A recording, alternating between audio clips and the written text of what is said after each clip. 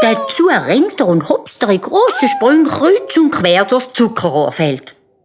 In der Nähe war ein Dorf. Und wo die Leute den Lärm gehört haben, sind sie den Terdspringer gekommen mit Stöcken und Steinen. Und was sehen sie? Ein grosses Kamel steht gemütlich mitten im Zuckerrohr. Der Fuchs war natürlich schon verschwunden. Da haben die Leute dem armen Kamel Steine angeworfen und haben es mit ihren Stecken grün und blau geschlagen. Das Kamel rennt so schnell seine Beine getragen haben und kommt ans Ufer vom Fluss. Dort hat der Rotschwanz schon gewartet. Hey, du bist draus, du Lappi, du. Was fällt dir auch ein, so den Lärm zu machen? Und der Fuchs geht zur Antwort. Ich habe gewiss nichts dafür.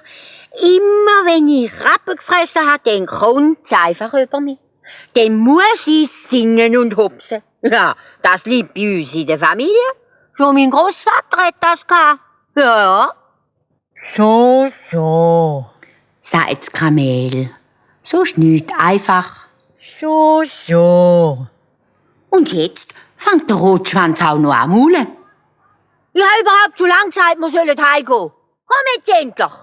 Das Kamel nimmt den Rotschwanz auf den Rücken und schwimmt mit ihm über den Fluss.